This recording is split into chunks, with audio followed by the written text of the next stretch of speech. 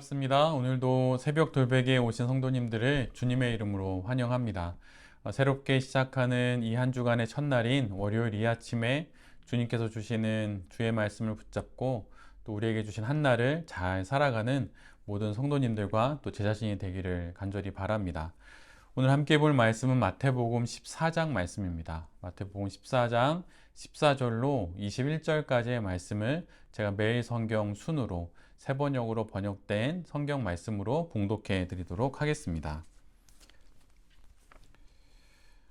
예수께서 배에서 내려서 큰 무리를 보시고 그들을 불쌍히 여기시고 그들 가운데서 앓는 사람들을 고쳐주셨다.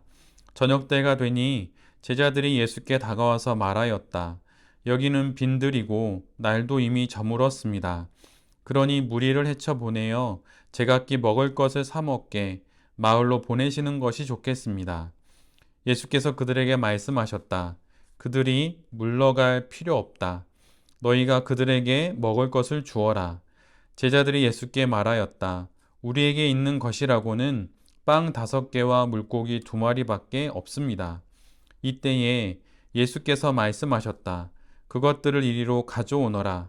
그리고 예수께서는 무리를 풀밭에 앉게 하시고 나서 빵 5개와 물고기 2마리를 들고 하늘을 우러러 보시고 축복 기도를 드리신 다음에 떼어서 제자들에게 주시니 제자들이 이를 무리에게 나누어 주었다. 그들은 모두 배불리 먹었다. 남은 부스러기를 모으니 12광주리에 가득 찼다. 먹은 사람은 여자들과 어린아이들 외에 어른 남자만도 5,000명쯤 되었다. 아멘. 예, 오늘은 마태복음 14장의 말씀을 갖고 기적보다 표적을 구하라, 기적보다 표적을 구하라 라고 하는 제목으로 함께 하나님 말씀을 나누도록 하겠습니다. 오늘 우리가 함께 본 본문은 실은 우리에게 너무나도 잘 알려져 있는 오병이어의 기적을 기록하고 있는 본문입니다. 굳이 그 내용을 설명할 필요도 없이 우리가 너무나도 잘 알고 있는 본문이지요. 그런데 사실 마태가 기록하고 있는 마태복음은 앞에서 계속 말씀드렸던 것처럼 주제 단위로 묶어서 복음서가 기록되어 있습니다. 그래서 마태복음 14장 앞부분에 보면 오병이어의 기적, 그 생명의 잔치와 비교되는 또 다른 한 잔치가 기록되어 있어요. 그러니까 그 잔치와 오늘 본문의 오병이어의 이 생명의 잔치를 서로 비교해 보게 하는 것이죠. 바로 그 잔치는 무엇이냐면 헤롯 안티파스의 생일 잔치입니다. 여러분, 생일이 무엇입니까? 이 땅에 한 생명으로 오게 된 그 날을 기념하고 또한 감사하며 함께 음식도 나누고 하는 그런 잔치이지요. 말 그대로 그 어떤 날보다 생명의 그 의미가 가장 도드라지는 날이 바로 생일일 것입니다. 그런데 그 생일, 그 생명의 잔치의 날에 바로 헤롯이 세례 요한을 죽이는 것을 기록해 놓고 있어요. 헛된 욕심과 또 허세 가득한 맹세, 또 이런 것을 통해서 마침내 세례 요한을 죽이게 됩니다. 생명의 기운으로 가득해야 하고 또 생명을 축하해야 되는 그 자리가 죽음의 잔치로 아주 헛된 약속과 허무맹랑한 그 약속으로 인하여서 이렇게 순식간에 변하는 것을 보여주게 되는 것이죠. 이 땅의 권력이 보여주는 잔치가 바로 아무리 그 모양새는 좋아 보여도 결국에는 죽음의 잔치로 끝나는 것을 앞에서 보여줍니다. 그리고 그것과는 정반대로 그 본문 뒷부분에는 오병이어의 기적을 통해서 그 하나님의 생명잔치를 보여주시게 되는 것이죠. 그런데 이 생명잔치의 이 시작은 사실은 예수 그리스도 안에 있었던 한 마음으로부터 비롯됩니다. 그것이 바로 14절의 말씀이에요.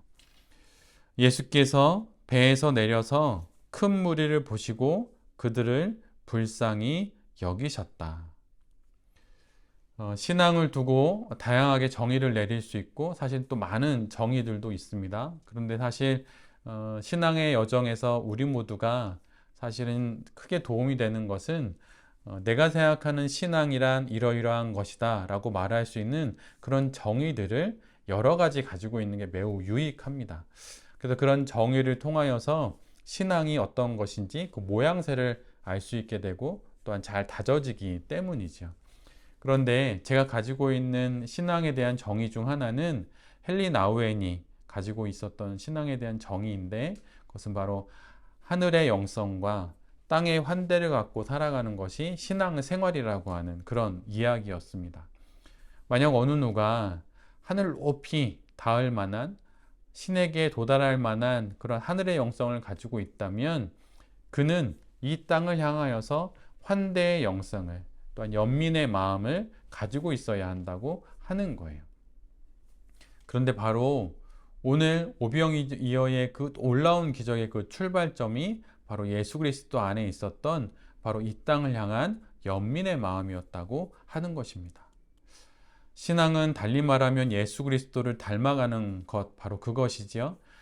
이것처럼 우리도 오늘 본문이 말씀하시는 예수님 안에 있는 그 측은한 마음, 연민의 마음, 그 불쌍히 여기는 마음을 갖고 또 우리의 주어진 인생을 잘 살아갈 수 있었으면 그럼 정말 좋겠습니다.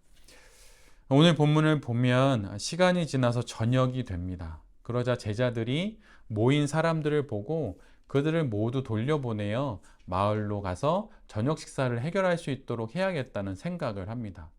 그래서 예수님께 그렇게 하자고 말씀을 드리지요. 그런데 그때 예수님께서 제자들에게 이렇게 말해요.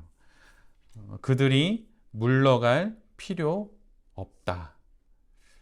그런데 이 부분을 개역개정은 더 단호하게 이렇게 말합니다. 갈 것 없다. 이 말이 무슨 의미인가요? 지금 저녁을 먹어야 할 배고픈 이들의 필요가 분명 있지만 그 필요가 바로 지금 이곳에서 채워질 것이라고 하는 바로 예수님의 그런 말씀입니다. 이렇게 말씀하신 예수님께서 뒤이어서 제자들에게 이렇게 이야기를 하세요. 너희가 먹을 것을 주라.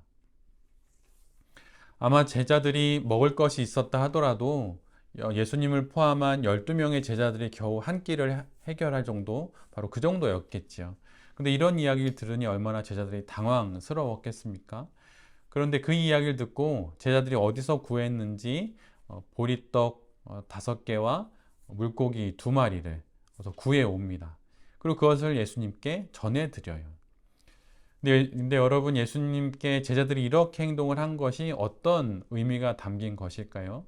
사실 이것은 제자들이 그 오병이어를 예수님께 건네드리면서 이 5천 명이 넘는 사람들을 먹이라고 하시는 예수님의 그 말씀이 얼마나 허무맹랑한 것인지를 좀 보시고 아시라고 그렇게 불가능의 근거로 이 오병이어를 주님께 드린 거예요. 이렇게 말하는 거죠. 말도 안 되는 이야기입니다. 어떻게 우리가 가지고 있는 것으로 이 많은 사람을 먹입니까? 보십시오. 우리가 가진 거라고는 요거밖에 없습니다. 얼마나 말도 안 되는 이야기를 하신 것인지 한번 이걸 직접 만져보고 눈으로 보면서 한번 생각을 해보십시오. 이렇게 말하는 거예요. 그런데 그렇게 불가능의 근거로 예수님의 손에 전해진 그 오병이어를 받으신 예수님께서는 그거를 받으시고 하늘을 향하여서 축복 기도를 하신 이후에 그것을 떼어서 제자들에게 나누어 주십니다. 그런데 예수님의 이런 행동의 순서는 정확히 초대교회의 성만찬의 순서와 동일하게 그 순서가 닮아 있어요. 그리고 우리가 교회에서 성찬을 하거나 그럴 때 그 순서하고도 동일하지요. 이것이 무엇을 이야기하는 것입니까? 제자들이 불가능의 근거로 제시한 그것을 예수님께서 받으셔서 그것을 성만찬의 귀한 예물로 바꿔내셨다고 하는 거예요. 마치 가나 혼인잔치에서 물이 변하여 포도주가 되었듯 불가능의 근거를 하나님의 천국잔치의 증거로 예수님께서 사용하신다고 하는 것입니다. 아마도 이것을 직접 보고 가장 놀랐던 사람은 다른 누구도 아닌 제자들이었을 거예요. 왜냐하면 그들 손에서 불가능의 근거였던 오병이어가 그들이 나눠주는 그 과정을 통하여서 5천 명을 먹이고도 남는 놀라운 하나님의 기적의 그런 도구로 사용되는 것을 직접 보았기 때문이죠. 그러나 제자들은 그 무엇보다 이것을 통하여서 자신들이 어디에 집중해야 되는지를 더욱더 알게 됩니다. 그것은 무엇이냐면 자기에게 벌어진 어떤 일을 두고 결과를 미리 예측하거나 그 결과를 생각해서 행동을 하지 않는 것이 아니라 자기에게 주어진 그 과정에서의 임무를 명확히 수행하는 것이 훨씬 더 중요하다는 것을 알게 되는 거예요. 우리의 신앙에 있어서 우리의 역할은 불가능의 근거를 하나님께 제시하는 것이 아닙니다. 하나님께서 그거를 모르실까요? 얼마나 어렵고 힘들고 거의 불가능에 소위 가까운지를 하나님께서 모르시겠습니까?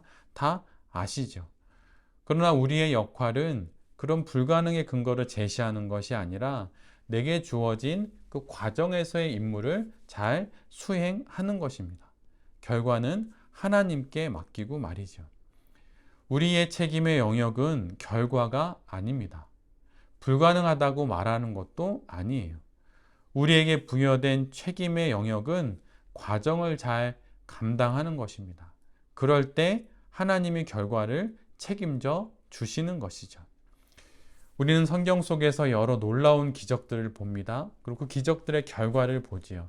그런데 그러면서 우리의 삶 가운데도 그런 것들이 동일하게 일어나기를 때로는 바랄 때도 있어요. 그러나 기적을 통해서 우리가 봐야 하는 것은 그 기적의 놀라운 결과가 아니라 그 기적을 일으키신 예수님께서 바로 그리스도라고 하는 사실, 그것을 아는 것입니다.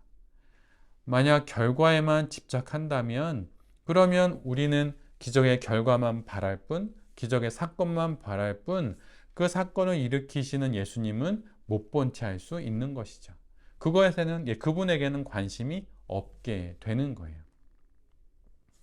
그러나 성경 속에 등장하는 모든 기적들의 궁극적인 목적은 그 기적을 통하여서, 기적의 결과를 통하여서 예수가 그리스도라고 하는 사실을 아는 것이죠. 그래서 이것을 기적과 좀 더 구분된 표현으로 표적이라고 하는 것입니다. 달리 말하면 목표가 있는 기적이 표적이죠. 그 목표가 무엇입니까? 바로 예수가 그리스도라고 하는 사실을 아는 거예요. 그럴 때 내게 닥친 여러 시련과 어려움 속에서 이건 도저히 감당하지 못하겠다라고 미리 예단하고 결과를 미리 판단해서 포기하는 것이 아니라 내게 주어진 과정에서의 임무를 다 잘 수행함으로 결과는 하나님께 맡겨서 예수님이 그리스도가 되는 놀라운 그 표적들이 우리의 삶 가운데 일어나기를 바라는 것, 그것이 바로 바른 신앙이라고 할 수 있는 것입니다. 오늘날 오병이어와 같은 그런 기적이 똑같이 일어나지는 않지요. 그러나 오병이어의 기적을 행하신 예수를 그리스도로 고백하는 표적들은 반복하여서 우리에게 일어납니다. 내가 겪는 여러 사건과 여러 가지 일들을 통해서 그 사건을 통하여 예수가 그리스도라고 하는 그 표적을 발견하게 되는 거예요. 이 한 주간 우리 또 새롭게 삶을 시작합니다. 이 한 주간에도 풀어가야 할 많은 삶의 문제들이 있고 또 넘어서야 할 여러 가지 일들이 분명 있을 거예요. 그것을 놓고 기적을 바라며 기도할 수도 있습니다. 그러나 기적보다 더 큰 표적, 즉 나의 인생을 당신의 뜻 가운데 가장 좋은 것으로 채우시는 예수가 그리스도라고 하는 그 표적을 알게 되는 것이, 그것을 만나는 것이 더 큰 은혜라고 하는 것이죠. 이 한 주간 어떤 어려움을 만나든 또 어떤 복잡하고 힘든 일들을 만나든 그 모든 것 가운데 기적보다 더 큰 표적, 예수를 그리스도로 아는, 나의 삶을 주장하시고 내 삶의 결과까지 책임지시는 그분을 알게 되는 일들을 우리의 삶 가운데 경험하게 되는 그런 한 주가 되기를 간절히 빕니다. 그러한 삶을 살아가는 모든 성도님들과 또 이 말씀을 전하는 제 자신이 될 수 있기를 간절히 기도드립니다. 아멘. 제가 기도하도록 하겠습니다. 주님, 우리 모두를 불쌍히 여겨주시니 진실로 감사를 드립니다. 당신의 자비를 받아 이 땅을 살아갈 수 있는 우리의 인생이라고 하는 것을 오늘 본문을 통해 알게 하시니 주님 참으로 감사합니다. 주님의 연민과 주님의 불쌍히 여기심을 받고 살아가는 인생이니 그 인생을 살아가면서 나 아닌 다른 이들에게도 연민의 마음을 품고 그들을 가엾게 여기는, 측은히 여기는 그 마음을 품고 살아가는 우리 모두가 되게 하여 주시옵소서. 기적의 결과보다 기적의 과정 가운데 예수가 그리스도라고 하는 사실을 알게 되는 우리 모두가 되게 하여 주시옵소서. 그런데 주님, 실은 우리에게 당신의 기적이 필요한 부분이 있습니다. 병이 낫기를 바라고 가정의 문제와 재정의 문제, 관계의 문제와 많은 문제들 위해 당신의 기적이 필요합니다. 주님, 우리를 불쌍히 여기시사 우리에게 긍휼을 베풀어 주시어서 당신의 기적을 우리의 인생 가운데 행하여 주시옵소서. 그리고 그 기적을 통해 당신을 더 잘 믿는 우리 모두가 되게 하여 주시옵소서. 이 모든 말씀 우리 주 예수 그리스도의 이름으로 간절히 기도드립니다.